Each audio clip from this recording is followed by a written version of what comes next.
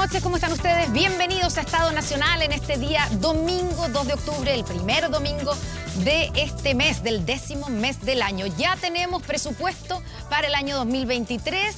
De eso y de la situación económica de nuestro país, ¿tendremos o no tendremos recesión? ¿Qué pasará con la inflación en los próximos meses? ¿El costo de la vida? Conversaremos esta noche con el ministro de Hacienda. Pero también tenemos los ojos puestos en lo que ocurre en Brasil. Tendremos un contacto con nuestra enviada especial después de un día de elecciones de infarto en que tanto Lula como Bolsonaro pasan a segunda vuelta. Y esta semana podría haber finalmente humo blanco en un acuerdo para el nuevo proceso constituyente. Vamos a hablar de eso con nuestro panel político también, pero comenzamos obviamente con nuestro invitado que ya ustedes lo pueden ver, el ministro de Hacienda, Mario Marcel. Ministro, ¿cómo está? Muy buenas noches. Bien. Buenas noches. Tenemos muchísimo tema para hablar. Esta noche vamos a hablar de presupuesto, obviamente, de empleo, de inflación, pero yo quiero partir por lo siguiente. El fin de semana, varios expertos en los diarios hoy día vienen anunciando que estamos a puertas de una recesión. La industria, el comercio, la minería anticipan contracción en sus áreas, ¿cierto? Y seguramente tendremos en los próximos días el primer IMASEC negativo. ¿Cómo ve el ministro de Hacienda? ¿Cómo ve el futuro de nuestro país en lo que queda de este año y el próximo? Futuro económico, obviamente, si no es un poquito amplio. Por supuesto.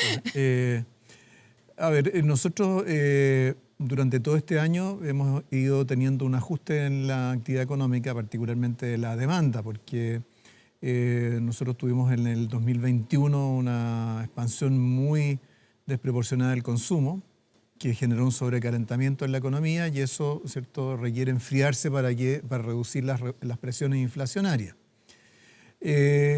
Durante ya varios meses hemos tenido cifras que son negativas de mes a mes.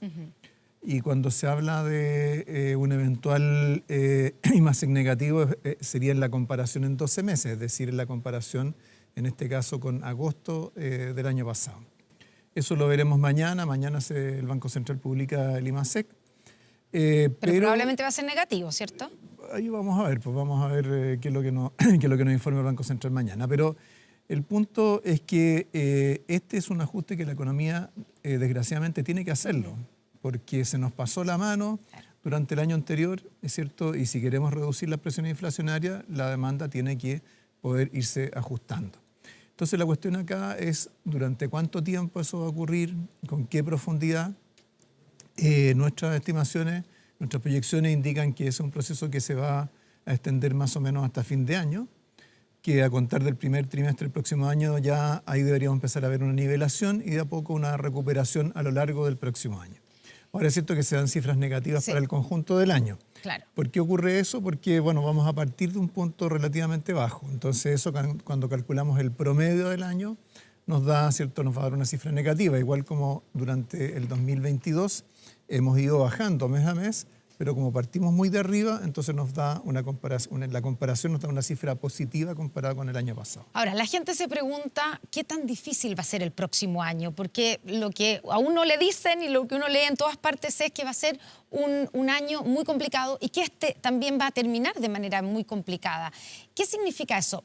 Para la gente, digamos, que nos está viendo en la casa, que va a ser una especie, haciendo un símil, no sé, con un huracán categoría 5, vamos a tener realmente que apretarnos el cinturón, vamos a tener un alto desempleo. ¿Qué es lo que va a pasar o qué es lo que debiera pasar?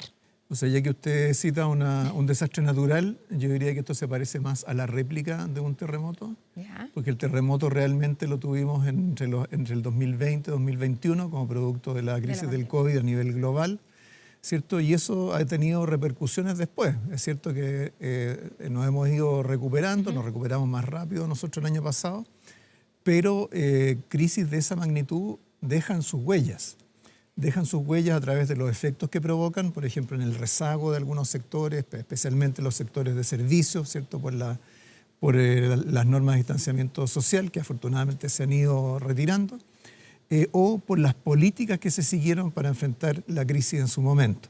Y en este caso, desgraciadamente, en Chile, como comentaba antes, tuvimos una expansión demasiado fuerte durante el año anterior, El año anterior tuvimos una política fiscal procíclica, o sea, en el momento en que la economía se estaba recuperando, incrementamos, o el gobierno anterior incrementó el gasto en 30% en el curso del año, no fue capaz de frenar los retiros de fondos de pensiones y todo eso generó una inyección de recursos de la economía de 35% del producto. Eso es una cantidad enorme para cualquier economía en el mundo. ¿Y de cuánto va a ser la réplica, ministro? La réplica, como sabemos en Chile, las réplicas siempre son menores que el terremoto principal. Y en este caso, por supuesto, siempre dependiendo de lo que pasa en el resto del mundo, creo que hemos estado haciendo el trabajo que hay que hacer durante este año, lo hemos hecho nosotros como gobierno a través de la política fiscal, lo ha hecho el Banco Central a través de la política monetaria, y eso debería irse reflejando, por ejemplo, en que en los últimos meses de este año ya vayamos viendo cifras de inflación menores, y vayamos completando ese ajuste para que pueda empezar a recuperarnos con el comienzo del próximo año. ¿Va a haber recesión, ministro? Los economistas definen recesión como 2 trimestres de variaciones negativas respecto del trimestre anterior. Es posible que eso ocurra. Hemos tenido ya tuvimos un trimestre negativo este año, que fue el primero. Puede que ocurra nuevamente, puede que haya 2 seguidos, pero lo que tenemos que tener la tranquilidad es entender que este es un ajuste que se necesita para poder frenar la inflación. Pensemos es inevitable, o sea, la recesión es inevitable. Digamos que es algo necesario, pero porque partimos muy alto. Sí, se entiende, pero en el fondo es inevitable que estemos a puertas de una recesión.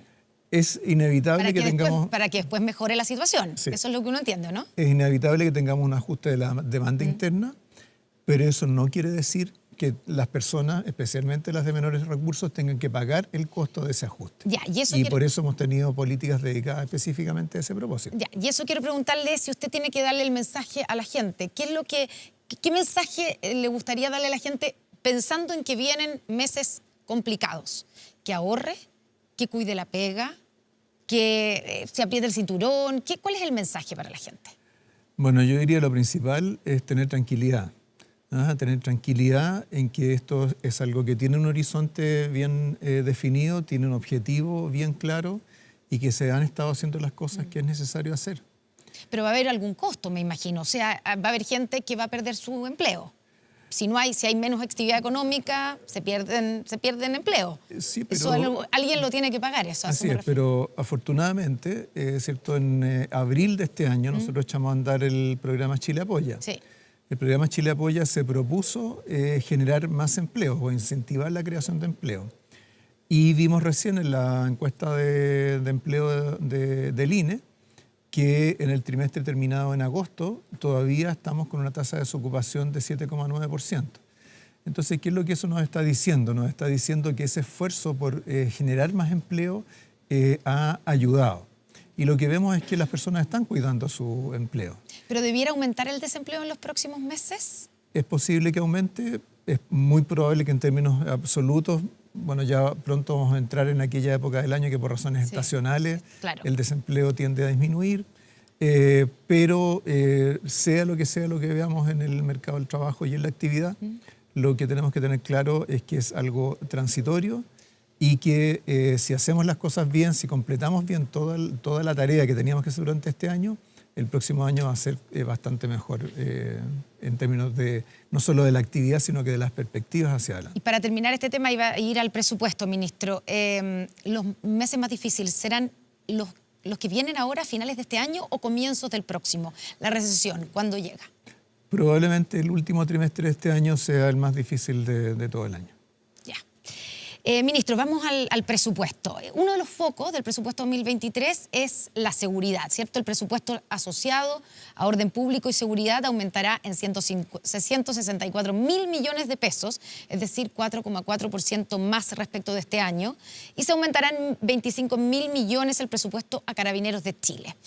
¿Qué ítems van a recibir mayor cantidad de aporte en Carabineros, por ejemplo? ¿Será la dotación, o sea, el grueso del aporte será para que haya más carabineros, que es obviamente algo que no se obtiene de forma inmediata, sino que es a largo plazo? ¿Es renovación de autos? ¿Es tecnología? ¿Inteligencia? ¿Qué parte? Ok, bueno, primero hablábamos recién de tener tranquilidad. Yo diría el presupuesto para el próximo año su propósito es dar tranquilidad y dar seguridad a las chilenas y chilenos en diversos planos. Uno de ellos es el de la seguridad ciudadana, pero también en el plano económico, también en el plano social. Y eso creo que también ayuda a enfrentar meses que pueden ser difíciles. Ahora, cuando hablamos de la seguridad ciudadana, este crecimiento del gasto que vamos a tener es un crecimiento bastante alto para lo que ha sido la trayectoria de este componente del gasto a través del tiempo. O sea, pensemos que entre el 2017 y el 2021 el gasto en seguridad ciudadana creció 0 en un periodo de varios años. Ahora va a crecer 4,5%. ¿Qué son las cosas que pesan más dentro de ese crecimiento? Bueno, hay que pensar que el presupuesto de seguridad, digamos, siempre la base está dada por el personal de carabineros y de investigaciones, más lo del Poder Judicial, el Ministerio Público. Eso no puede cambiar mucho de un año a otro porque se modifica por ley. Pero lo que estamos haciendo ahora es que, por ejemplo, en el caso de Carabineros, se está financiando el llamado a servicio de carabineros que están en retiro. Se financia la compra de más de 1.000 vehículos. ¿Eso de cuántos carabineros estamos hablando? Eso es un crecimiento del orden del 4 o 5% de la dotación de carabineros. Estamos financiando la adquisición de más de 1.000 vehículos para carabineros. Pensemos, en estos días ha salido la noticia, ¿cierto?, de que más de la mitad del parque vehicular de carabineros está excedido en su vida útil. ¿Qué significa que estén vencidos? La mitad de los autos de Significa carabineros. que hay muchos vehículos que no están circulando porque tienen desperfectos que no son reparables. ¿Así de grave es la situación? Es así de grave porque no ha habido una reinversión en vehículos. Entonces lo que vamos a hacer ahora es que vamos a entregar financiamiento para en 3 años renovar 100% de la flota carabineros. Vamos a partir con 1/3 este año. Además, hay recursos para equipamiento de carabineros, pero quizás lo más importante en el presupuesto de seguridad ciudadana es que estamos haciendo una innovación muy significativa, que es crear un programa presupuestario dedicado a la lucha contra el narcotráfico y el crimen organizado. 38.000 millones de pesos. Exactamente. ¿Y es suficiente para enfrentar el crimen organizado, ministro? Con seguridad siempre faltan recursos para algo que uno quisiera hacer, pero lo que hace la diferencia en este caso es cómo vamos a administrar estos recursos. Porque acá vamos a centralizar todos los recursos para la lucha contra el crimen organizado, independientemente de cuál sea la institución que se haga cargo de distintas tareas. Entonces, por ejemplo, en el Ministerio de Hacienda tenemos la Unidad de Análisis Financiero, el Servicio de Aduana, Impuestos Internos, todos los cuales deberían aportar en inteligencia financiera o inteligencia económica para luchar contra el crimen organizado. Pero los recursos para ese propósito van a venir del Ministerio del Interior, porque el Ministerio del Interior es el que va a coordinar todos estos esfuerzos. Entonces vamos a tener todos los recursos centralizados ahí. El Ministerio del Interior le va a dar la dirección, va a coordinar a otras instituciones que van a estar participando y va a rendir cuentas por el conjunto de esos recursos. ¿Es una coordinación que hoy día no existe? Hoy día esa coordinación no existe. O sea, no existe con recursos de por medio. Claro. Ministro, y en ese sentido estoy pensando en los fiscales que han acusado graves faltas de personal, de fiscales, para enfrentar el alza precisamente de todo tipo de crimen, pero desde el crimen organizado. No sé, por poner un ejemplo, en Alto Hospicio los crímenes han aumentado un 500% y son los mismos 4 fiscales de siempre. ¿Ahí no hay algo destinado a eso, al aumento de personal, o eso se tiene que hacer, como dice usted, a través de otra ley? Claro, en el caso del Ministerio Público no es como un servicio cualquiera, ¿cierto? En que uno a través del presupuesto aumenta la dotación y se puede contratar más gente por vía de la contrata, ¿cómo se llama?, en el sector público. En el caso del Ministerio Público se requiere una modificación de la planta de personal, particularmente los fiscales sería en este caso. Si se quisiera crear una fiscalía especializada, por ejemplo, también eso requiere una modificación legal. Entonces, ¿cómo se compatibiliza esto con el presupuesto? Bueno, cuando se preparan los proyectos de ley, van acompañados de un informe financiero, pasan por la discusión con el Ministerio de Hacienda. Ese informe financiero señala los costos que va a tener ese proyecto y esos recursos se reservan en lo que se llama una provisión para financiamientos comprometidos que está dentro del presupuesto. ¿Y hay prioridad para eso? ¿Está dentro de las prioridades? O sea, es una prioridad que tiene que definir el gobierno en su conjunto, que tiene que, ¿cierto? Es necesario que venga, o sea, discutir las propuestas con el Ministerio Público. En este momento estamos en una etapa de transición, pero yo creo que lo que tenemos que tener claro es que el gobierno está dispuesto a apoyar todas las iniciativas que ayuden a luchar contra el crimen organizado, mejorar la seguridad para la ciudadanía y darle tranquilidad a las chilenas y chilenos. Claro, pero ahí surge la pregunta de, claro, se aumenta la cantidad de carabineros, pero no la cantidad de fiscales. Ahí hay una pieza del puzzle que falta. Y esa es una pieza que se puede resolver por la vía de la modificación legal, pero eso no la puede hacer la ley de presupuesto. ¿Por qué? Porque la ley de presupuesto tiene una particularidad, que es una ley que dura un solo año. Ya, pero ok, no es en este presupuesto, no es en la ley de presupuesto, pero está dentro de la discusión sobre la mesa. ¿Qué le responde usted a los fiscales que piden más dotación? Bueno, o sea, lo que tendríamos que tener es una propuesta concreta, qué aumentos de fiscales, dónde, ¿Y no existe eso? con qué cambios en la estructura del... ¿No se lo han pedido, digamos, directamente? O sea, se nos ha planteado como una cuestión de carácter más general, pero los proyectos de ley son cosas que hay que trabajar en detalle. ¿Pero hay un reconocimiento de que faltan fiscales? O sea, hay ¿Por parte del gobierno un diagnóstico? Claro, ¿Ustedes comparten eso? hay un aumento de la carga de trabajo sobre los fiscales que es muy significativa. El promedio de casos que ve un fiscal alcanza a varios cientos, incluso miles. Entonces, son temas que hay que abordar. Hay que abordarlo a través de los medios, los procedimientos que sean adecuados. Pero en el presupuesto vamos dando los pasos que podemos dar desde el presupuesto, vamos dando las señales que para nosotros es una prioridad fundamental en el uso de los recursos públicos. Ministro, antes de pasar a la pensión garantizada universal, quiero preguntarle algo que puede parecer, digamos, sonar pedestre, pero pensando en las encerronas, que es uno de los problemas de seguridad que tenemos hoy día, ¿cierto? Y que afectan más a las personas, que son delitos muy violentos, vemos que los ladrones escapan, huyen fácilmente en unos autos de alta gama a grandes velocidades. Los autos que van a renovarse en Carabineros, ¿van a permitir, digamos, detener o perseguir a esos delincuentes de mejor manera, con más efectividad que hoy? Bueno, ¿está considerado eso a la hora de decidir qué auto se compra? O sea, Carabineros es quien especifica las características técnicas de los vehículos que necesita y, por supuesto, tendrá que ser de acuerdo a las necesidades que tiene la institución. Ya, ¿pero eso está considerado? Sí, por supuesto. O sea, por ejemplo, ahora en el curso de este año se han asignado recursos. O sea, nosotros ya empezamos este año con la renovación de vehículos de Carabineros. En algunos casos se requerían vehículos con protección especial, vehículos blindados de distinta naturaleza. Todo eso está en proceso de adquirirse. Ministro, hablemos de la PGU, de la Pensión Garantizada Universal, que tiene un rol protagónico, ¿cierto?, en este presupuesto.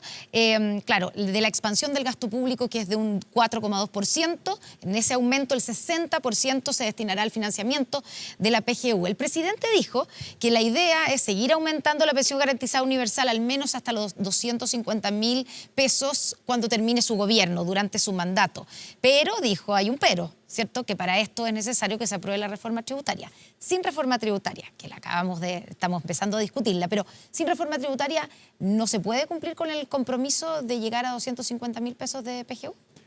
O sea, pensemos que la reforma tributaria está pensada para financiar más o menos la mitad del programa de gobierno. Dentro de eso, los gastos en seguridad social y particularmente la PGU son especialmente costosos. Entonces no son gastos que uno pueda abordar dentro del margen que da un presupuesto. O sea, el presupuesto, quizás para que lo entiendan los televidentes, ¿cierto? Igual que cuando uno hace un presupuesto, el presupuesto de la casa, ¿cierto? Y en fin, ve lo que va a gastar en distintas cosas. Y cuando hace esa lista, bueno, se va dando cuenta que hay algunas cosas en las cuales no se puede ahorrar mucho. O sea, igual hay que pagar la luz, ¿cierto? Igual hay que pagar las cuentas de la luz, del agua, etcétera. Bueno, algo similar le ocurre al Estado. El Estado, hay una parte muy importante del presupuesto que viene ya determinado de antes. Entonces, el espacio con el cual uno puede trabajar en un presupuesto normalmente es del 5, 6, 7%. Bueno, eso no alcanza para resolver el tema del incremento de la PGU a 250.000 pesos.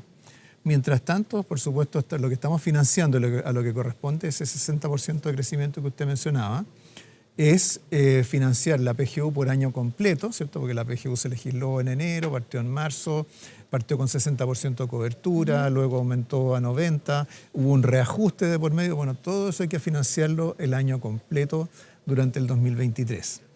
Y para ese financiamiento, o sea, para eso está el financiamiento, para ¿cierto? eso sí, para el 2023. El problema claro, es los años que siguen y que ya se va a convertir en un gasto permanente. Claro, o sea, pensemos, ¿cierto? Si para financiar la diferencia para año completo se absorbe el 60% del crecimiento del gasto durante este año, claramente para aumentar el monto de la PGU a 250.000 pesos, por supuesto, es mucho más costoso. Entonces, para eso necesitamos la reforma tributaria, uno de los propósitos de la reforma tributaria. Y hablando de la PGU, ¿existe la posibilidad de tramitar el aumento en la pensión garantizada universal, que es lo que se ha comprometido el gobierno, de manera paralela a la reforma de pensiones? Así es como va a ocurrir. Así va a ocurrir, eso Así está va a claro. ocurrir. Ya, no depende, digamos, O sea, de la reforma vamos a de estar pensiones. discutiendo la reforma tributaria y la reforma de pensiones. Va a haber un periodo en el cual las dos se van a superponer. Ministro, otro anuncio que se hizo importante dentro del presupuesto es la inversión de 1,6 billones de pesos para la construcción de infraestructura pública a lo largo de Chile. ¿Qué significa eso en cuanto a empleos? ¿Cuántos empleos se van a crear a partir de estas obras de infraestructura? Empleos del Estado, digamos. Sí, bueno, infraestructura, a ver, primero tengamos claro en qué consiste el presupuesto de infraestructura, ¿cierto? Son todos los recursos para inversión en ministerios como de Obras Públicas, ¿cierto? Vivienda, los gobiernos regionales, esos son los principales inversores por parte del Estado. Ahora, durante los últimos 2 años hemos tenido un presupuesto de inversión que tenía un componente transitorio que estaba ligado al fenómeno de la pandemia, algunas medidas que se tomaban para responder a la pandemia. Ese componente transitorio tocaba que desapareciera en el 2023. Claro. Nosotros lo que estamos haciendo es reemplazarlo por este programa de inversión para el desarrollo. Y junto con eso, el resto de la inversión pública lo estamos haciendo crecer a un ritmo del orden del 10%. Ahora, ¿cómo se genera empleo? Bueno, obviamente las obras públicas son intensivas en mano de obra, la vivienda en particular lo es aún más. ¿Y hay algún cálculo de cuántos empleos se debieran generar en los próximos, o el próximo año? El presidente habló de 200.000. Solo por el lado de la inversión son del orden de los 150.000, a los cuales se agregan empleos que se generan por otras vías desde el presupuesto. Por ejemplo, vamos a tener una ampliación, una extensión del IFE laboral, que ¿cierto? Entrega un bono que incentiva la contratación de trabajadores y trabajadoras. Eso es parte de nuestro componente de seguridad social dentro del presupuesto.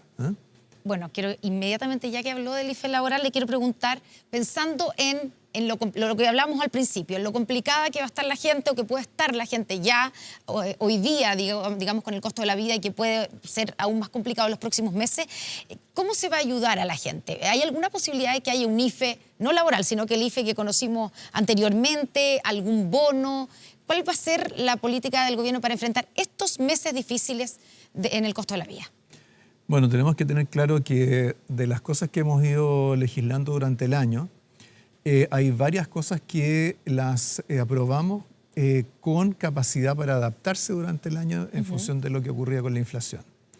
Entonces, por ejemplo, en el caso del ingreso mínimo, ¿cierto? Lo que se legisló es que si la inflación a diciembre de este año era mayor al 7,5%, entonces iba a haber un aumento adicional del ingreso mínimo en enero. Y que muy probablemente va a ser, con lo cual el ingreso mínimo va a subir a 410.000 pesos. Junto con el ingreso mínimo, creamos este complemento de la asignación familiar para la canasta básica de alimentos protegida. Eso que partió siendo un beneficio individual, ¿cierto? Para cargas familiares, más de 5 millones de cargas familiares o adultos mayores, ¿cierto? Que partió en 6.500 pesos mensuales, ahora está en los 10.500 pesos mensuales. ¿Por qué ha subido de esa manera? Porque ha aumentado el costo de la canasta básica de alimentos. Entonces, todo ese aumento 21% de costo, la canasta de alimentos. Todo ese aumento de costo ha sido absorbido por este beneficio.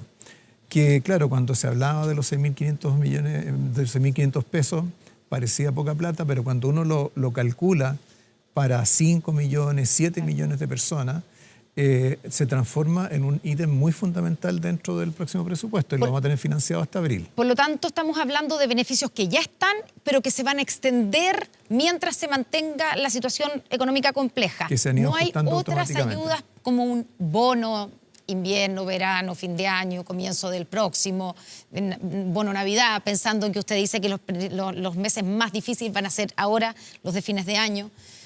No hay eso. O sea, a medida que vayamos, nosotros lo que hemos mostrado desde marzo en adelante es que hemos tenido capacidad para responder y actuar respecto de las necesidades de las personas de menores recursos. Lo hemos hecho en varias oportunidades, porque hemos sido capaces de administrar con responsabilidad los recursos públicos, hemos podido hacer este tipo de cosas. Por lo tanto, en la medida que vayan surgiendo nuevas necesidades en distintos sectores, vamos a ir viendo el tipo de respuesta que se puede dar. Pero quiero transmitir que nuestra preocupación es que, aunque la economía tenga que ajustarse, las personas, ¿cierto?, especialmente las que menos recursos tienen, estén adecuadamente protegidas y apoyadas desde el Estado. O sea, no se cierra un bono. No me voy a cerrar a ninguna cosa porque, como hemos dicho, yo creo que en esta misma mesa, en otras oportunidades, le he planteado, nosotros tenemos que estar preparados para responder a lo que vaya ocurriendo a las necesidades de la familia. Y así como lo estuvimos durante este tiempo, lo vamos a seguir estando durante los próximos meses y ahora ya con un presupuesto elaborado de acuerdo a las prioridades del actual gobierno y luego de haber logrado ordenar las finanzas públicas este año, también lo seguiremos estando. Ministro, ¿cuándo van a parar de subir los precios? Usted mismo dijo, la canasta de alimentos, ¿cierto?, va en un 21%. ¿Cuándo va a frenar eso? Bueno, como le comentaba antes, nuestras estimaciones es que vamos a empezar a ver bajar la inflación durante los últimos meses de este año, comenzando con el IPC de septiembre o el de octubre, pero ya en lo que resta del año vamos a empezar a ver bajar la inflación. Ahora todavía estamos bien lejos del 3%, ¿cierto?, que es la meta del Banco Central. Entonces todo eso va a tener que continuar durante el próximo año. Y ya estamos en octubre. O sea, ¿cuándo van a bajar? Estoy pensando en que, claro, los precios han llegado, no sé, los precios como que se quedaron altos. El aceite vale 1.500 pesos. Entonces uno dice, ¿eso va a volver, se va a revertir o van a dejar de subir los precios? O sea, el IPC mide las variaciones de los precios, ¿cierto? Entonces, cuando hablamos de bajar el IPC, es que van a dejar van a subir menos de lo que han subido hasta ahora. Ahora, el IPC es un promedio de precios de muchos productos. Dentro de ese promedio hay precios que suben, precios que bajan y precios que se mantienen constantes. En el caso de, por ejemplo, de algunos alimentos. Por ejemplo, el aceite, por ejemplo, que es algo que... Claro, que el aceite es un buen ejemplo, igual que el trigo, la harina o el pan, ¿cierto?, que son lo que se va derivando del trigo. Lo que hemos observado es que ya los precios internacionales que estuvieron muy altos hace mediados de este año ya se han ido ajustando a la baja. Eso eventualmente nos va a ir llegando a nosotros. Por el momento todavía está compensado, ¿cierto?, porque el dólar está alto, pero vamos a ir viendo también algunos ajustes, como lo hemos visto en el último tiempo, por ejemplo, con las gasolinas. Las gasolinas tuvimos 35 semanas de aumentos continuados. Ya hace 3 semanas atrás empezamos a tener las primeras bajas, pequeñas, con alguna volatilidad. Pequeñas. Bueno, pero es que antes de que baje mucho, tiene que estabilizarse los precios. Ya, pero lo que vamos a tener en la práctica es que van a dejar de subir como han subido, pero no es que van a dejar de subir los alimentos. Algunos, puede que haya alimentos que bajen, otros que suban. O sea, dentro de lo que es la estructura de precios siempre hay movimientos en distintas direcciones. Y en este caso, como tuvimos un movimiento muy sistemático al alza de los precios internacionales del trigo, de los precios internacionales de los aceites, probablemente va a llegar un momento, dependiendo de lo que pasa en el exterior, en que vamos a ver alguna baja. Ministro, hablando de las cosas que suben y que ojalá bajen, ¿cuándo sube el pasaje del transporte público, del Transantiago, que está congelado hace ya 3 años? Para el tema del transporte colectivo, el Ministerio de Transporte está preparando una legislación regulatoria para los próximos años y dentro de eso va a fijar una modalidad de ajuste de los precios que se discutirá en su momento de acuerdo a la propuesta que haga el Claro, Ministerio. pero en el mes de julio usted dijo, está en el sentido común que los precios no pueden estar congelados eternamente, ¿cierto? Así es. Y se le preguntaba precisamente por la posibilidad de aumento de tarifa que podría producirse a partir del primer trimestre de 2023, luego de 3 años congelados. Tendríamos que pensar que a partir del 2023, el primer trimestre, ¿va a haber un alza en la tarifa? O sea, yo no le voy a poner fecha a algo que, en primer lugar, no está dentro de la responsabilidad del Ministerio de Hacienda. Sí, pero en la lógica económica estoy pensando. Es que fíjese lo que está ocurriendo, o sea, lo que ha ocurrido con muchos de estos precios, es que a través de los mecanismos de estabilización que hemos tenido, en algunos casos incluso congelamiento, como el caso del transporte colectivo, lo que hemos hecho es evitar, ¿cierto?, la parte más alta de esta montaña de precios que hemos tenido en distintas partes del mundo. En el caso de las gasolinas, por ejemplo, es cierto que vimos 35 semanas seguidas de aumento, pero con eso evitamos aumentos que otros países tuvieron mucho mayores a nosotros. Lo mismo nos va a ocurrir con el precio del transporte colectivo, de las tarifas del transporte colectivo. O sea, el hecho de que los precios las tarifas empiecen a normalizarse en algún momento, no quiere decir que vaya a ponerse al día de todo ese aumento que hubo anteriormente. Pero van a subir. En algo van a cambiar, pero nuevamente eso es algo que vamos a tener que ver más adelante y lo vamos a ver solo una vez que tengamos tranquilidad respecto de que la economía ha logrado estabilizarse, empieza a recuperarse, que la inflación empieza a ceder. Ese es el tipo de cosas que en las cuales tenemos que trabajar mucho antes de pensar en estos otros ajustes. Ministro, las pensiones, ¿la reforma va a ser presentada antes del 31 de octubre?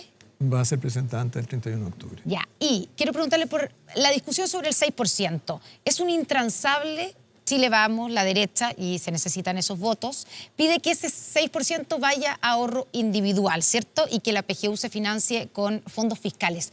¿Está dispuesto a ceder en algo en ese punto, pensando que hay un proyecto, ¿cierto?, un acuerdo en su momento que fue aprobado en la Cámara de Diputados, donde ese 6% extra de cotización se dividía en 3 y 3? Entonces ahora están pensando en un 6% completo a fondo solidario. ¿Está dispuesto a ceder? O sea, lo que ocurre es que tenemos que pensar que lo que estamos tratando de hacer con la reforma tributaria es una arquitectura distinta de nuestro sistema de pensiones.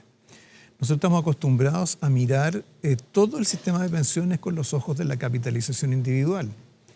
Pero como he dicho, creo, probablemente aquí en alguna oportunidad anterior, la capitalización individual no es capaz de resolver todos los desafíos que tiene un sistema de pensiones.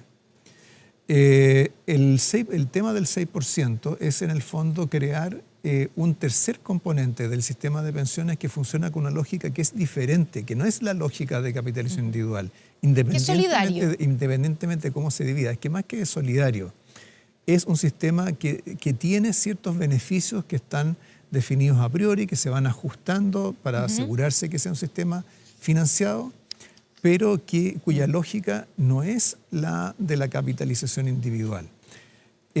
Del aporte de los empleadores correspondientes a este 6%, todos los afiliados van a recibir algún beneficio.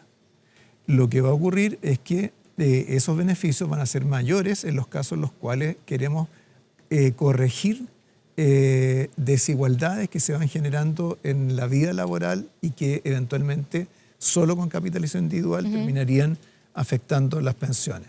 El caso más evidente de eso es la diferencia de las pensiones entre hombres y mujeres. ¿Cierto? Las mujeres no son culpables de tener una expectativa de vida más larga, pero sin embargo, ¿cierto?, en el régimen de capitalización individual, con tablas de mortalidad, ¿cierto?, separadas por sexo, eso no es posible de evitar. Pero con este componente de seguridad social en el sistema de pensiones sí vamos a poder corregir ese tipo de diferencias. Y así como eso hay no se tranza en ese aspecto. Es que este no es un tema de negociación, es un tema... Sí, pero va a tener que negociar, ministro, para tener los votos de la oposición. Sí, pero para negociar yo creo que lo primero que uno tiene que entender es cuál es la lógica de las propuestas con las cuales está trabajando, y eso es tanto para el que está promoviendo una reforma como para quien es su contraparte. Entonces yo creo que lo importante es tener la mente abierta para enfrentar, para entender lo que se está tratando de hacer con una reforma de pensiones, y de ahí, por supuesto, encontraremos los caminos de diálogo, de acuerdos que ayuden a hacer viable esa reforma. Pero lo primero que tenemos que hacer es tratar de abrir un poco nuestra mirada, tomar un poco de distancia de la capitalización individual que ha dominado tanto nuestra discusión a través de los años, y entender que otro sistema es posible. Ese es un sistema que puede contener un componente de capitalización individual, pero eso no tiene por qué ser el único principio estructurante de todo un sistema de pensiones. Ya, ministro, se nos acabó el tiempo, me quedé con el TPP-11 ahí. Solo dígame sí o no. ¿Chile tiene que suscribir el TPP-11? Eso lo va a resolver el Senado. Ya, pero usted dijo que le parecía que era recomendable. No, yo dije otra cosa. Yo lo que dije es que en un mundo en el cual hemos pasado de una globalización unidireccional a conflictos comerciales entre las principales economías del mundo, tenemos que pensar, nosotros siendo una economía pequeña y abierta, con quién queremos enfrentar este mundo. ¿Lo vamos a enfrentar solos? ¿Lo vamos a enfrentar con otros países? ¿Queremos que esos países sean países que piensan más o menos como nosotros? ¿O queremos quedar expuestos a las presiones de las distintas potencias en disputa que hoy día existen y que probablemente están en una dinámica que va a continuar en los próximos años? Ya, o sea, uno concluye sus palabras que tiene beneficios poder suscribir ese tratado. Ministro, muchas gracias. Voy a hacer una fe de rata. Dije 1.500 pesos del litro de aceite, son 2.500. Sí, claro. ¿Y ahí se va a mantener, ministro? ¿O va a bajar, usted cree? Ya le di una idea o sea, afortunadamente, nuevamente, los precios internacionales están bajando y eso nos va a ayudar. Gracias, ministro, por haber estado con nosotros esta noche aquí en Estado Nacional. Buenas noches. Buenas noches. Y nos vamos a esta hora a Brasil. Andrea Aguilar está con nosotros en contacto después de esta elección de infarto, Andrea, con un sorpresivo resultado por parte de Lula, o al menos bastante más de lo que decían las encuestas. ¿Cómo estás? Muy buenas noches. ¿Cómo estás, Connie? Muy buenas noches. Sí, realmente se pifian nuevamente las encuestas, porque recordemos que le daban un porcentaje mucho menor al presidente Bolsonaro, apenas un 37% de los votos en una de las encuestas, en otro 36% de los votos, y a Lula, una de las encuestas, que era la encuesta de Ipsos, le daba incluso la posibilidad de pasar a segunda vuelta sin necesidad de pasar justamente sobre esta instancia que es esta segunda vuelta o ese balotaje, que es algo que él ha tenido que hacer durante toda su carrera política. Recordemos que lo hizo en 2003, en 2010, y hoy justamente hablaba, hace pocos minutos revisaba algunas de las declaraciones que daba a sus partidarios en un hotel céntrico de acá, la ciudad de Sao Paulo. Vamos a revisar justamente parte de las declaraciones que entregaba el expresidente Lula, que decía además, hablaba justamente de que él nunca había ganado unas elecciones en primera vuelta, que siempre había necesitado de una segunda instancia y que esta no iba a ser la excepción. Aseguraba él además en este pronunciamiento ante la prensa internacional que de inmediato se iba a poner a hacer campaña. Hizo reír en varias ocasiones a los periodistas, porque decía que ahora teníamos que trabajar otras 4 semanas y que a él le encantaba estar en campaña, así que para él eso no era un trabajo como tal, pero que sí iba a empezar desde ahora a tratar de juntar todos los apoyos, a tratar de convencer y a tratar sobre todo de duplicar esos votos que le saca a Bolsonaro, que según los últimos resultados oficiales son cerca de 6 millones de ventaja los que tiene el expresidente Lula da Silva, que se impone en 14 estados frente a los 2 estados más el Distrito Federal en los que se impuso Bolsonaro. También el mapa electoral es bastante claro. Bolsonaro gana el sur de Brasil, Lula se queda con el norte, con el noreste, además que es su bastión electoral. También hablaba el presidente Bolsonaro en las últimas horas, decía que muchos de los cambios que la gente quiere podrían incluso perjudicar a Brasil, que realmente las encuestas le habían dado muy poca posibilidad, que eso es prácticamente un hecho, hecho, todas las encuestas le daban apenas un 37% de los votos. La duda era si Lula ganaba en esa primera vuelta o tenía que extenderse entonces hasta la segunda vuelta, que es lo que finalmente terminó sucediendo. Él aceptó los resultados, obviamente. Va a ser una carrera y un duelo de titanes porque son prácticamente dos visiones completamente distintas de país en términos sociales, en términos también políticos, en términos económicos. Uno de los electorados más importantes que seguramente vamos a tener que ver en estas 4 semanas de campaña va a ser los intentos de Lula para poder convencer a la población evangélica. Brasil es un país religioso, sobre todo es un electorado que se mueve prácticamente y es un electorado al que se le deben seguramente esos primeros minutos y esas primeras horas en las que veíamos que repuntaba el presidente Bolsonaro, esos primeros resultados oficiales en los que se hablaba de una ventaja, en donde varias horas estuvo varios puntos de ventaja por encima del expresidente Lula, que finalmente cerca de las 8:30 de la noche empezó a revertir la tendencia y empezó a tener esos cerca de 4 o 5 puntos que él terminó sacando a Bolsonaro y esos 6 millones de votos que él espera se puedan multiplicar. ¿Qué va a pasar en las próximas semanas? Seguramente va a ser el conformar las alianzas políticas, va a ser cómo tratan de dividirse o cómo conquistan el voto de los otros 9 candidatos. Recordemos que habían 11 candidatos en disputa.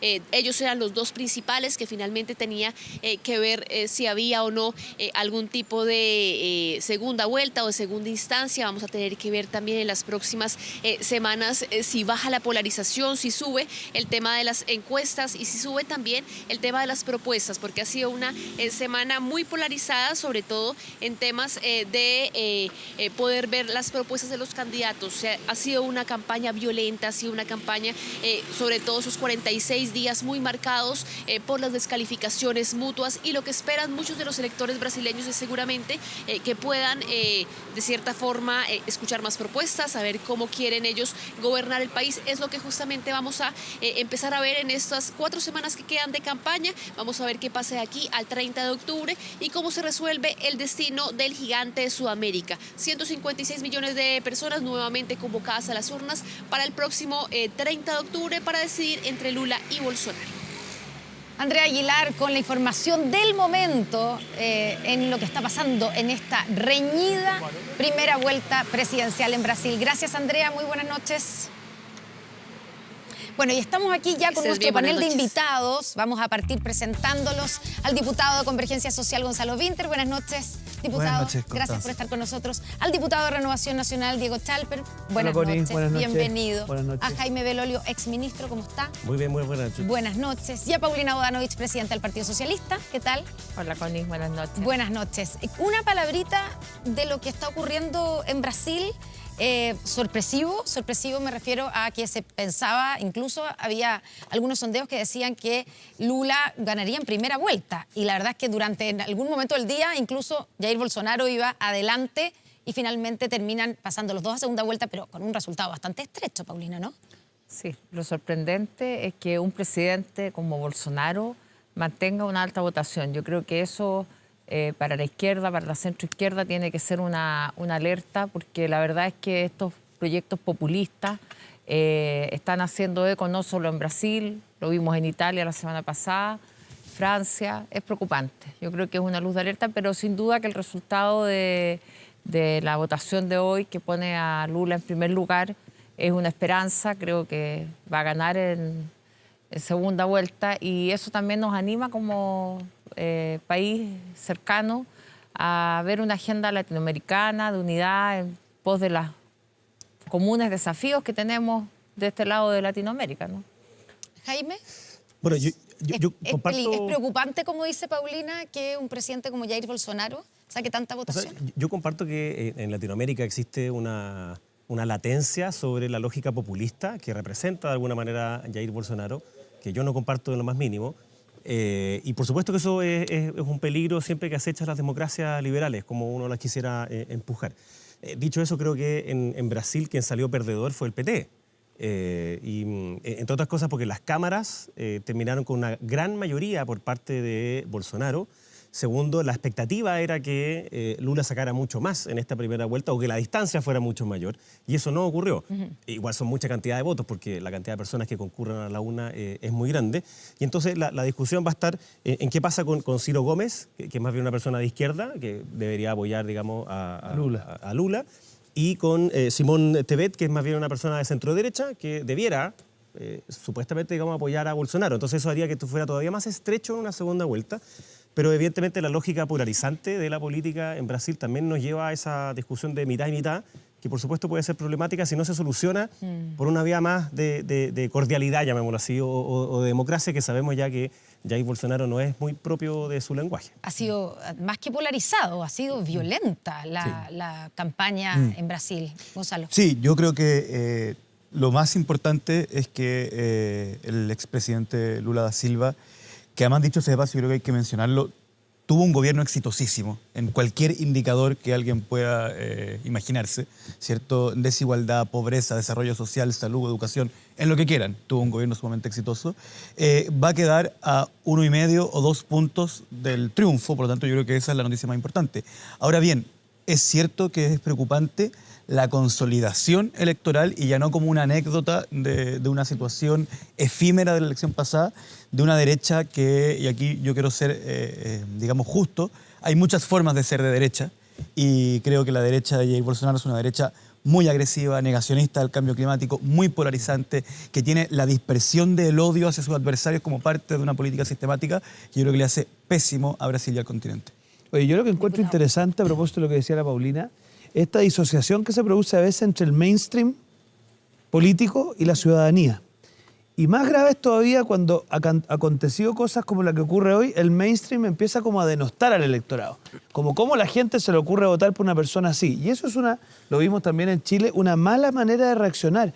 Acá algo está pasando que, por decirlo así, el mainstream no está logrando ver algo y por lo tanto ciertas personas populistas están logrando empatizar con ellos. Y ahí hay un desafío para aquellos que queremos hacer política desde la moderación, desde la racionalidad, desde el sentido a largo plazo, a ver qué está ocurriendo, qué inseguridades están teniendo esas personas que terminan optando por estos discursos que son grandilocuentes, que son radicales, y por lo tanto, ojo, yo cuando empecé a ver algunos después del plebiscito que tuvimos hace algunas semanas, también en este tufillo medio de denostación del electorado, bueno, la gente llegó tarde, ¿te fijas? Todos esos discursos, ojo, hablan de una mala manera de aproximarse al fenómeno, porque el fenómeno es cómo tú empatizas con lo que está ocurriendo, precisamente para debilitar estas posturas más populistas.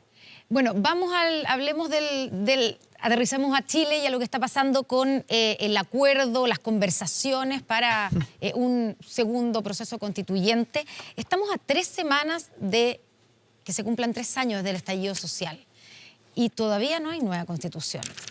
¿Qué pasó en el camino? ¿Estamos al debe o podríamos decir, Paulina, y te paso a ti la pelota, digamos, porque Recapitulemos la historia. Claro, no, pero más allá de que pero estamos a 3 años y todavía no hay nueva constitución.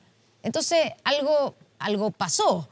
¿Y en qué estamos ahora? ¿Podemos, por ejemplo, garantizar que cuando se cumplan esos 3 años vamos a tener un acuerdo para entrar en otro proceso constituyente?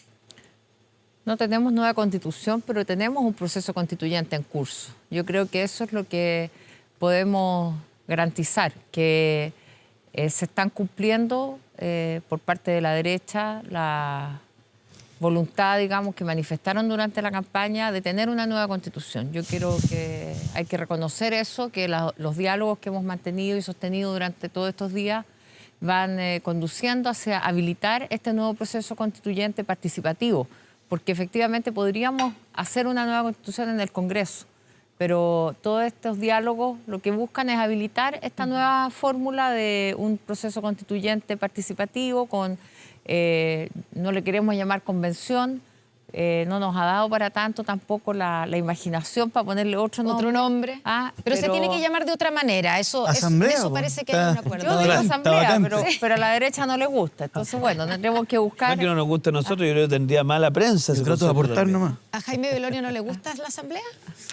O sea, lo que tuvimos fue una suerte de asamblea. Lo que pasa pero se llamaba Convención Constitucional y sí, esto parece que es un asunto de nombre. Pero lo importante, perdona. La idea es generar una mayoría y una asamblea no es la vida, digamos. Antes de pasar, digamos, para el tema del nombre, yo te quiero decir que lo importante aquí, más allá del nombre, porque asamblea es un órgano elegido que no tiene ningún tipo de límite, ¿ah?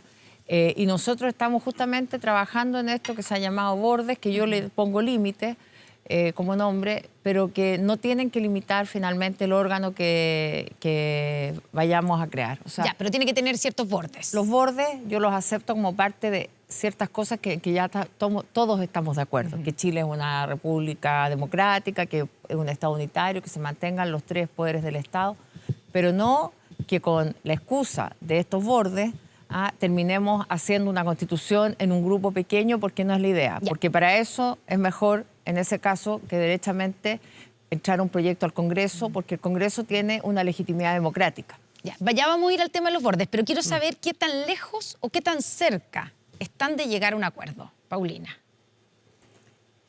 Yo creo que estamos bastante cerca, porque finalmente no tenemos grandes diferencias.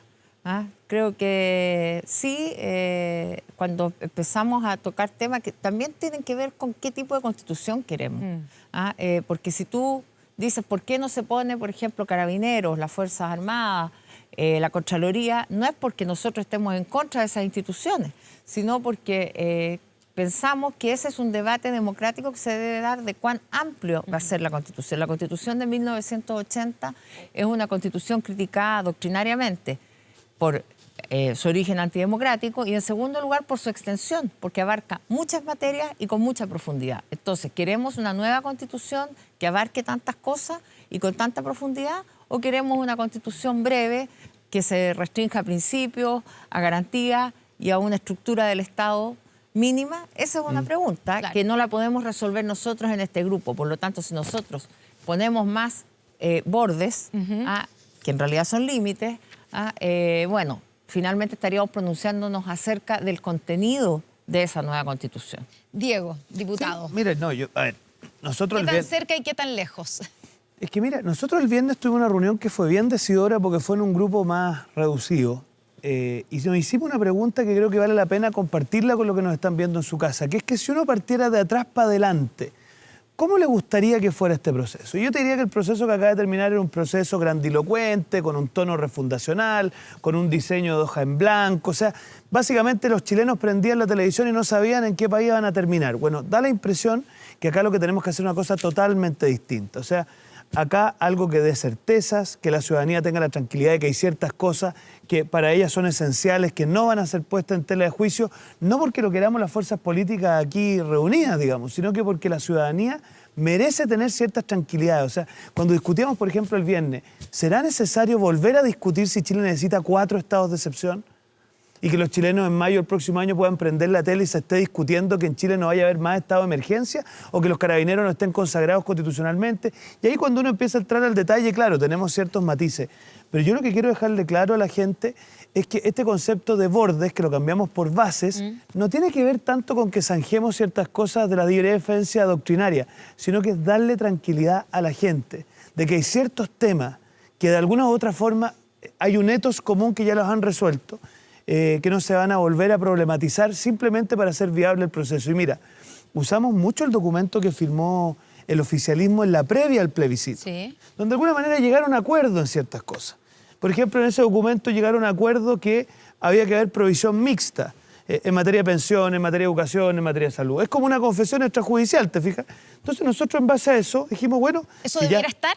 O sea, no, pero de esos bordes. O sea, fue un antecedente que pusimos. Eso también estaba que en la estaban de acuerdo. Eso también estaba en el texto. Espérate, porque, Si es este el momento para lecturas malintencionadas ponerlo, que se es en la no, Constitución.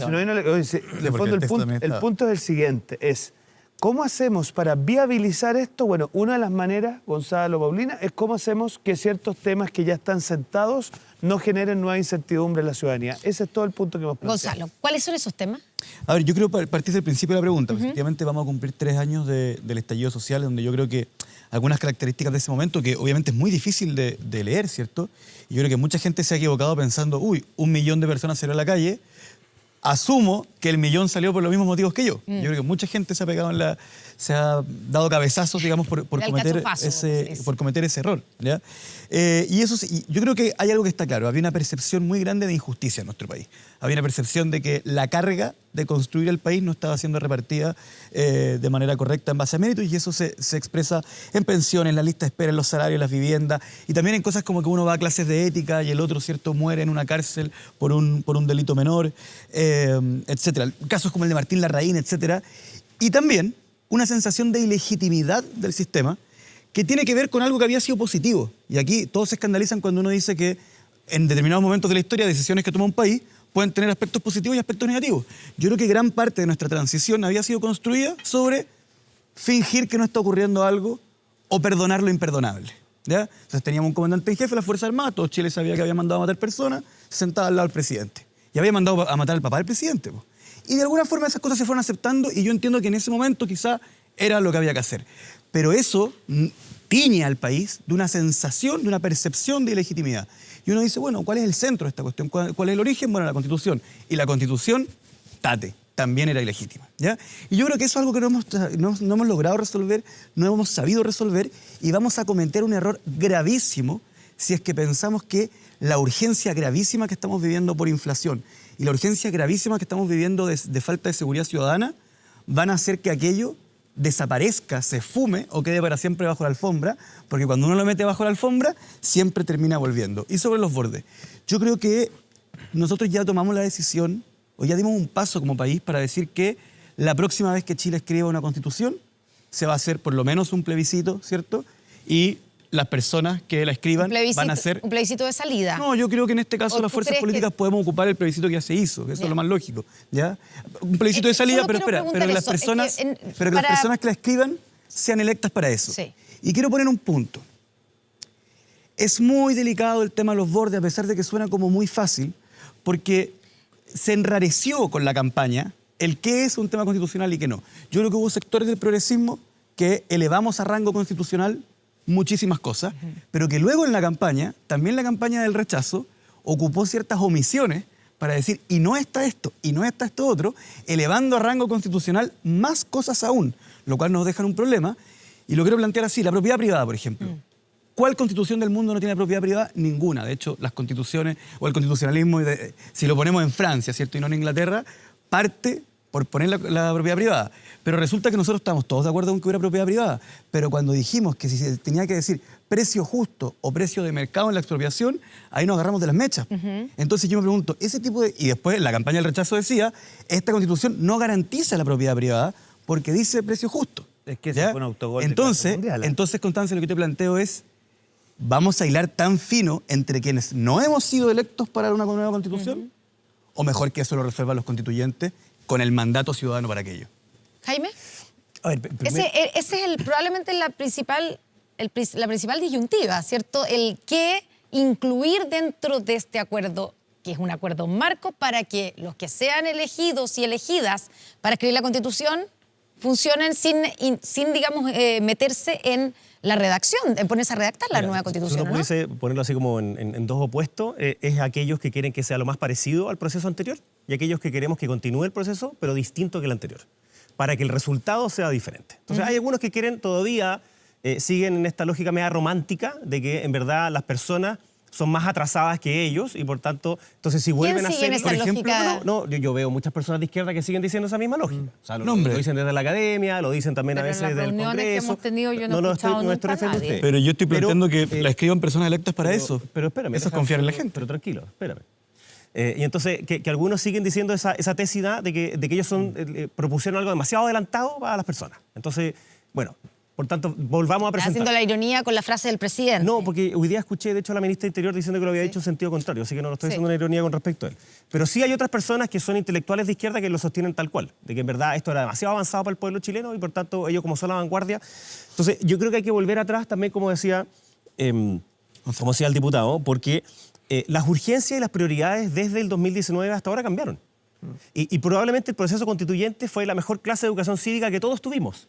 ¿En qué sentido? En diferenciar que una cosa son las aspiraciones de una constitución, que yo creo que por ningún motivo se ha agotado el problema constitucional una vez que gana el rechazo.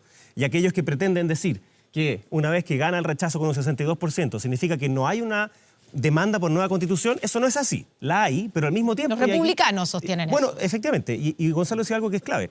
Al mismo tiempo, eso sí, así como entiende que hay una aspiración larga, de mediano a largo plazo en la Constitución, hay urgencias de políticas públicas que tienen que ser ahora ya. Y esas son seguridades, no solamente seguridad pública referido a lo criminal, Oye, y permíteme sino que también otras complementar, seguridades, ámbitos de salud, las listas de espera, ámbitos de, obviamente, la inflación y el trabajo.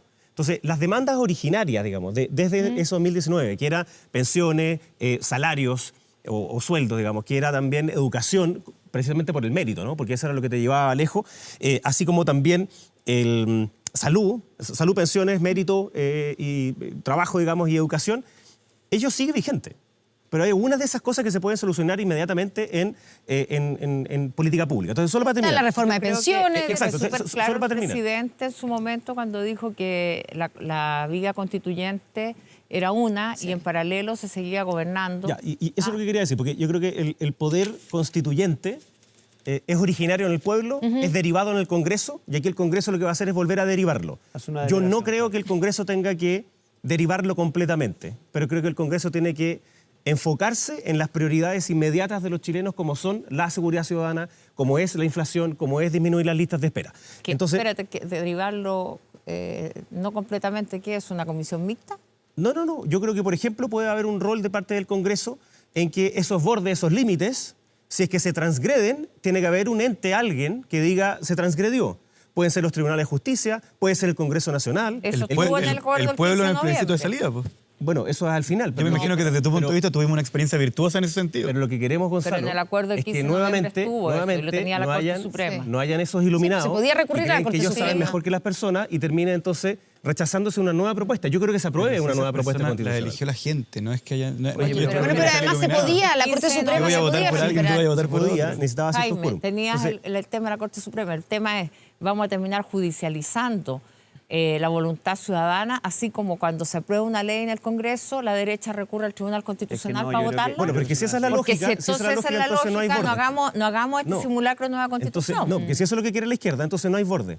Y no hay probabilidad de hacer una nueva Claro, constitución. claro. Porque si ellos suponen... probabilidades de pero hacer una espérate. nueva constitución hay, porque la podemos mandar al Congreso. Pero Paulina, Ojo. si suponen que el Congreso no tiene límites y se puede saltar las reglas constitucionales ¿Por qué? y hacer lo que le dé la gana y no hacer caso, entonces, por ejemplo, de un tribunal superior, que se llame como fuera, entonces, si eso es malo, ¿por qué entonces van a querer El que haya algún tribunal- límite cumplible después? Entonces, para mí, El perdón, y Poder termino. Legislativo Pero una nueva- tiene porque no límite, se repite, porque hay una con- nueva constitución hay es una contienda de nueva constitución. competencia, No se no es que repita- él está diciendo cosas que no son Que reales. no se repita pues. la lógica maximalista, violenta de esa izquierda radical en el proceso anterior, ni que sea de la misma forma. Tiene que ser distinto para que tenga un resultado, para que todos podamos aprobarlo. ¿Cómo O sea, va a las ser? garantías son ¿Cómo a va la a ser? derecha, no son garantías para darle tranquilidad a Pero la si- ciudadanía, ¿pero para quién que dice quede eso? claro. No. Eso ¿Quién es lo dice que eso? tú estás Mira, diciendo. ¿Cómo va a ser? Nadie ha dicho ninguna de las ¿Cómo va a palabras ser que esta acabas de decir. nueva convención que no se va a llamar convención? ¿Cuánto tiempo va a durar? Vamos a hablar también del TPP-11 y cómo divide al Senado. Eso a la vuelta de una pausa aquí en Estado Nacional.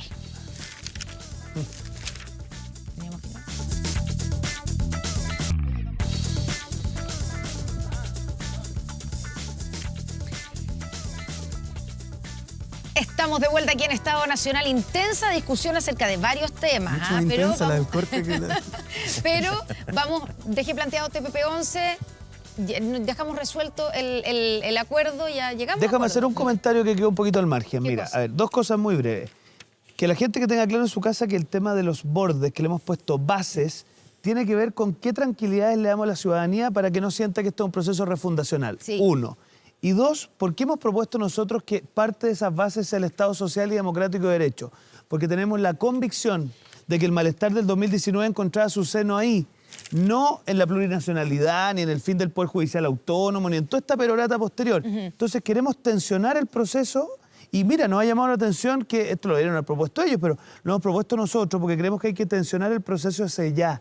Porque solo de esa manera, Connie, vamos a lograr que haya una aprobación masiva a la salida. Connie, pero es que lo que dice Diego es parcial, A porque ver. él mismo agregó Estado Social, Democrático, Derecho y Ah, y libertades. libertades, sí, y libertades. Y las libertades es precisamente donde tenemos el problema, porque el Estado subsidiario que consagra la Constitución del 80, que es la oposición, el antónimo de lo que queremos como Estado Social y Democrático de Derecho, precisamente es un régimen de libertades al sector privado para que asuma las obligaciones del Estado. Libertad en materia educacional, en materia de salud, no libertad para prestar el servicio, sino que para prestarlo preferentemente por sobre el rol del Estado. Entonces aquí no es un problema de una palabrita, es un problema de lo que esa palabrita representa. Pero por lo lo que nos tanto, pasó, cuando tú dices, si breve. nosotros no lo planteamos, es porque consideramos que es un tema de discusión democrática en el seno del órgano Lo que constituyente. nos pasó a nosotros, Connie, fue que como en el documento previo al plebiscito, si tú lo revisas en el acápite de Derechos Sociales, se concedía la provisión mixta como concepto, nos parecía que esto ya lo habíamos tenido como resuelto para lo que viene. Entonces, y otra cosa es el rol preferente del Estado que consagra la Constitución. Nos queda poco tiempo y Bueno, quiero ir al tema del TPP-11 que va a tener que enfrentarse en el que tiene divididos, obviamente, no solamente en el Senado, sino que a las coaliciones de gobierno, como que de alguna manera se muestran estas dos almas que se han llamado, que apoyan al gobierno. Y quiero preguntarles a los dos representantes de cada una de las almas aquí presentes, Gonzalo Vinter y Paulina Bodanovich. Bueno, pero Gonzalo Vinter debe... Yo no sé si represento tantas almas. Bueno, pero a prueba de dignidad. Pero de que lo intento, lo intento. Pero a prueba de dignidad. Votaron hartos partidos, y ahí ¿Debe el tenemos- país suscribir el TPP-11 o a ustedes les parece que definitivamente ni con las side letters ni con No, nada? vamos por parte. Vamos por parte. En primer lugar, yo creo que es muy delicado lo que se plantea de utilizar el reglamento del Senado para que el presidente retire una discusión que está en el seno del Senado. De hecho, en la nueva Constitución que viene tantas veces aquí a defender, yo creo que eso no... Pero eso fue lo que hicieron. No era posible. Pero quiero también darle a entender a la gente que, independiente de la posición que uno tenga con el TPP, es muy complicado que un gobierno le diga a un Senado, sabe que ustedes no me discuten más este tema, porque también estamos en un gobierno que tiene minorías y que tiene que trabajar Pero eso o es lo que- administrar. eso es lo que hizo el gobierno. Y tiene que administrar su relación con el Senado. Ahora quiero referirme al TPP. Yo entiendo que para lograr cierta inversión y para lograr el dinamismo económico que buscamos, la apertura muchas veces es positiva. Pero tenemos que equilibrar dos valores porque yo creo que tratados como este también nos llevan a una situación de congelamiento regulatorio. Con respecto al primer punto de la apertura, hay un tema, hay una discusión. O sea, los estudios de horizontal, en contraste a los del Banco Mundial o al de la Subsecretaría de Relaciones Internacionales, no coinciden sobre los impactos que tendría en Chile el TPP en su actual estado, ¿cierto? Se habla de 444 productos. Además, Chile tiene acuerdos con la mayoría, o sea, con todos los países que siguen estando, y solo 4 países significarían una rebaja arancelaria, que serían Canadá, Japón, Malasia y Vietnam, si no me equivoco. Pero entonces la Torre va a votar en contra. Déjame hacer el punto. Y yo creo que en todo caso eso no es una gran ganancia, pero esa es una ganancia positiva. Sin embargo, el momento en que la inversión está tan baja en nuestro país, cualquier ganancia puede ser positiva. Por eso, que yo solo encuentro positivo, pero no tan decisivo, si uno analiza el estudio del Banco Mundial y de la Subsecretaría de Relaciones Internacionales. Pero lo que más me importa es que yo efectivamente encuentro muy delicado la forma en que está regulada estos tribunales ad hoc, en donde hay muy poca jurisprudencia para establecer qué significan, ¿cierto?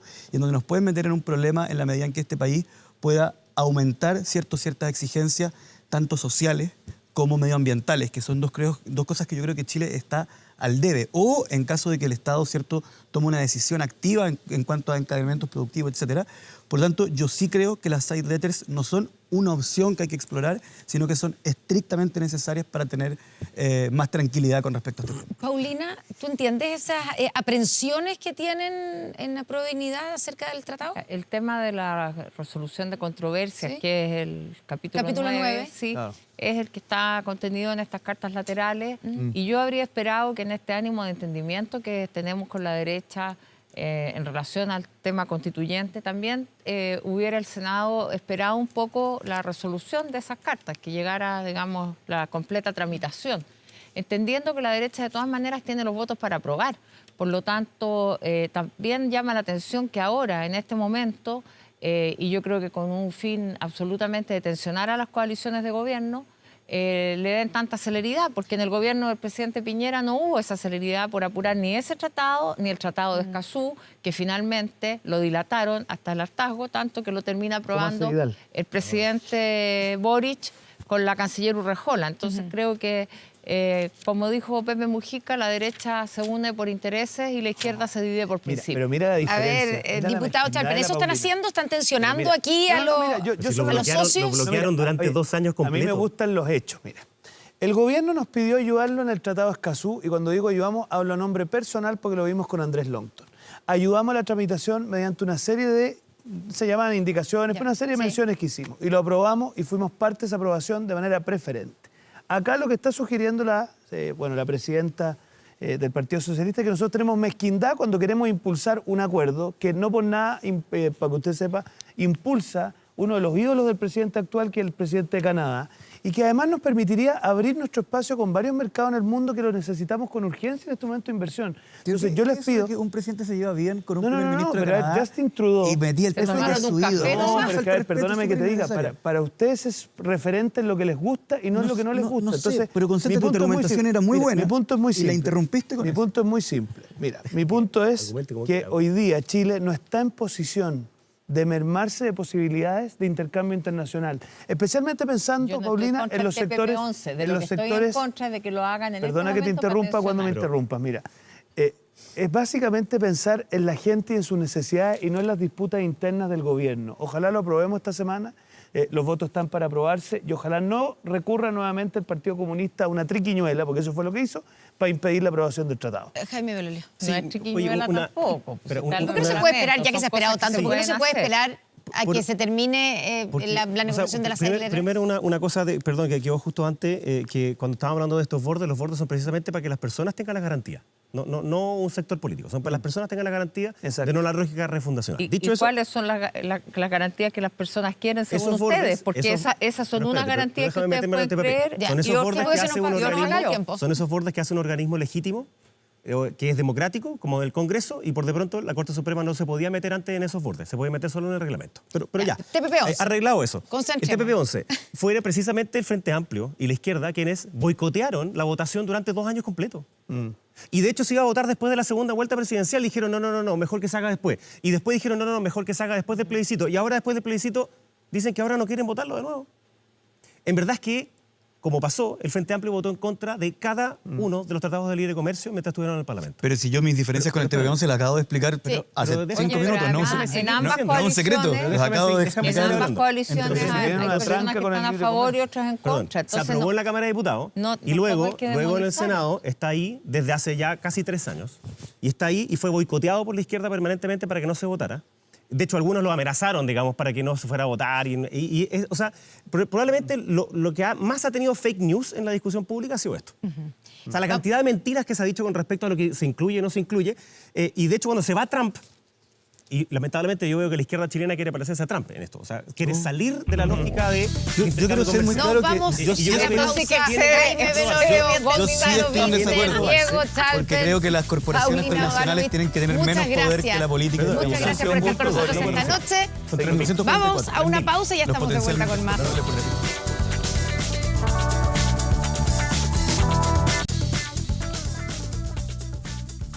Estamos de vuelta para despedirnos. Vamos a tener una semana importante, semana clave, en el TPP-11, en el Senado, también probablemente en los acuerdos entre los partidos políticos para empezar y para lanzar un nuevo proceso constituyente y por supuesto que seguiremos analizando los resultados de la primera vuelta electoral en Brasil. De todo eso y más comentamos en 7 días más en otro Estado Nacional. Buenas noches y que tengan una muy buena semana.